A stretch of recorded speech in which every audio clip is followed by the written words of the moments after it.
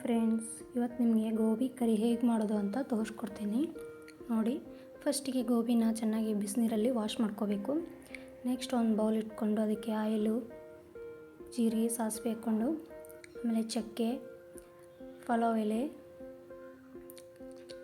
ಏಲಕ್ಕಿ ಹಾಕ್ಕೊಂಡು ಚೆನ್ನಾಗಿ ಕೈ ಆಡಿಸ್ಕೊಂಡು ಇವಾಗ ಕರಿಬೇವು, ಹಸಿರು ಮೆಣಸಿನ್ಕಾಯಿ ಆ್ಯಡ್ ಮಾಡ್ಕೋತಾ ಇದ್ದೀನಿ.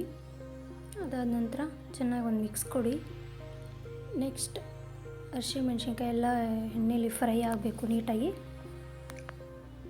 ಅದಾದಮೇಲೆ ಈರುಳ್ಳಿ ಹಾಕ್ಕೋತಾ ಇದ್ದೀನಿ. ನಾನು ಒಂದು ದೊಡ್ಡ ಸೈಜ್ ಈರುಳ್ಳಿನ ಸಣ್ಣದಾಗಿ ಕಟ್ ಮಾಡಿಕೊಂಡು ಹಾಕ್ಕೋತಾ ಇದ್ದೀನಿ. ಈರುಳ್ಳಿ ಚೆನ್ನಾಗಿ ಬೆಂದಮೇಲೆ ಸಾಲ್ಟ್ ಹಾಕ್ಕೋತಾ ಇದ್ದೀನಿ. ಸಾಲ್ಟ್ ಹಾಕೋದ್ರಿಂದ ಈರುಳ್ಳಿ ಇನ್ನೂ ಚೆನ್ನಾಗಿ ಬೇಯುತ್ತೆ. ಅದಾದಮೇಲೆ ಮಸಾಲ ಪೌಡ್ರ್, ಧನಿಯಾ, ಅರಿಶಿಣ ಪುಡಿ, ಅಚ್ಚ ಖಾರದ ಪುಡಿ,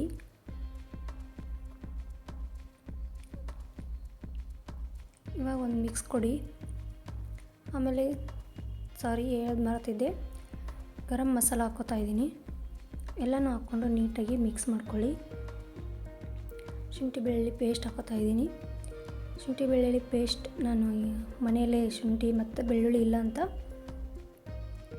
ಬೆಳ್ಳುಳ್ಳಿ ಪೇಸ್ಟ್ ಹಾಕ್ಕೋತಾ ಇದ್ದೀನಿ. ಇದ್ದರೆ ನೀವು ಅದನ್ನೇ ಹಾಕ್ಕೋಬೋದು, ಚೆನ್ನಾಗಿ ಬರುತ್ತೆ.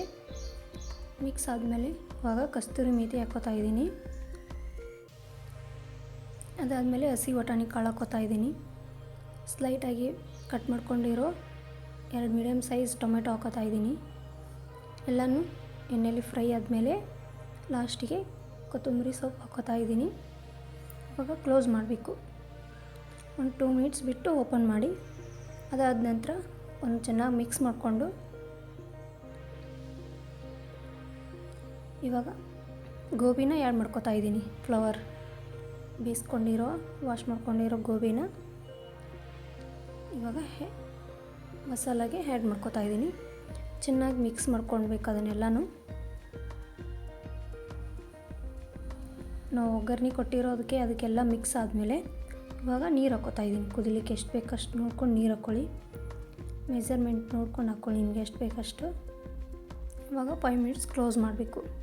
ಕ್ಲೋಸ್ ಆದಮೇಲೆ ಕುದ್ದಿರುತ್ತೆ, ಅದನ್ನು ನೋಡ್ಕೊಳ್ಳಿ. ಇವಾಗ ಮಿಕ್ಸ್ ಮಾಡಿಕೊಂಡು ಫೈನಲಿ ಶೇಂಗಾ ಪೌಡ್ರ್ ಹಾಕ್ಕೋತಾ ಇದ್ದೀನಿ. ಶೇಂಗಾ ಪೌಡ್ರ್ ಹಾಕೋದ್ರಿಂದ ಥಿಕ್ನೆಸ್ ತುಂಬ ಚೆನ್ನಾಗಿ ಬರುತ್ತೆ, ಟೇಸ್ಟ್ ಕೂಡ ಸೂಪರಾಗಿ ಬರುತ್ತೆ.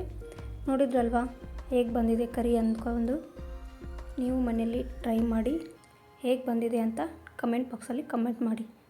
Thank you.